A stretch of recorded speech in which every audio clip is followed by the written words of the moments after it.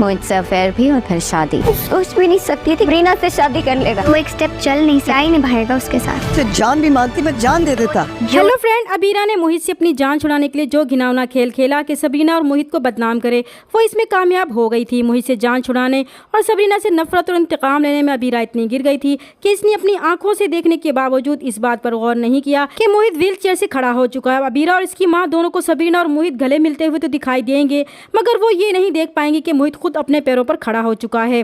वो इसी वक्त नफरत और इंतकाम की आग में खड़े खड़े अबीरा की मंगनी तोड़ देंगी और साथ में ही वो सबरीना से लातालुकी का ऐलान करेंगी। दूसरी तरफ खावर के कहने के बावजूद कलसूम किसी भी सूरत में सबरीना को अपने घर रखने पर तैयार नहीं होंगी। ऐसी सूरत में मोहित का बाप दोनों की मर्जी जाने बगैर इनकी बेहतरी के लिए निकाह का ऐलान कर देंगे। फिर वो इसी वक्त काजी साहब को बुलाएंगे और इनका निकाह कर दिया जाएगा, क्योंकि इनके पास सबरीना के लिए इसके अलावा कोई रास्ता ही नहीं बचा था।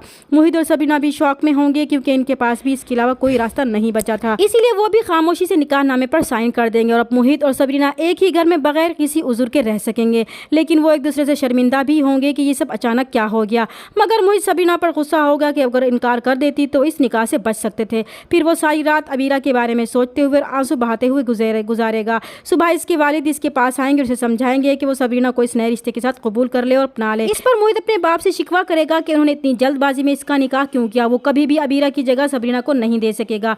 दूसरी तरफ सबरीना भी सारी रात गार्डन में बैठे हुए रोते हुए गुजारेगी कि जिंदगी ने इसके साथ कैसा मजाक किया है।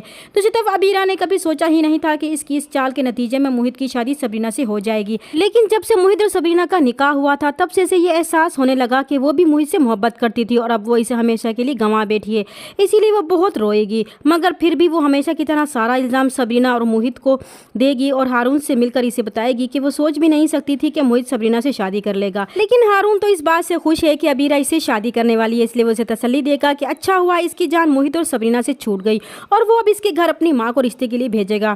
दूसरी तरफ कलसूम बहुत खुश है कि अब सरमत की शादी शानजे से होगी। शानजे भी सरमत के जख्मों पर नमक छिड़केगी कि सबरीना ने इसे छोड़कर एक अपाहज इंसान से शादी की जो 2 कदम भी इसके साथ नहीं चल सकेगा। कलसूम भी खावर साहब को ताना देगी कि ये जो कुछ भी हुआ है इस सब में सबरीना की ही मर्जी थी। पहले मोहित से अफेयर चलाया, फिर ऐसे हालात पैदा किए कि दोनों का निकाह करना पड़ा। यही सब कुछ करना तो फिर सरमत से मंगनी ही क्यों की, सारे खानदान में नाक कटवा दी। खावर साहब खामोश रहेंगे क्योंकि तस्वीर के मुताबिक वो भी सबीरा को कसूरवार समझने लगे हैं। चैनल पर नए हैं तो प्लीज़ चैनल को सब्सक्राइब कर दें। मिलते हैं नेक्स्ट वीडियो में, तब तक के लिए अल्लाह हाफिज़।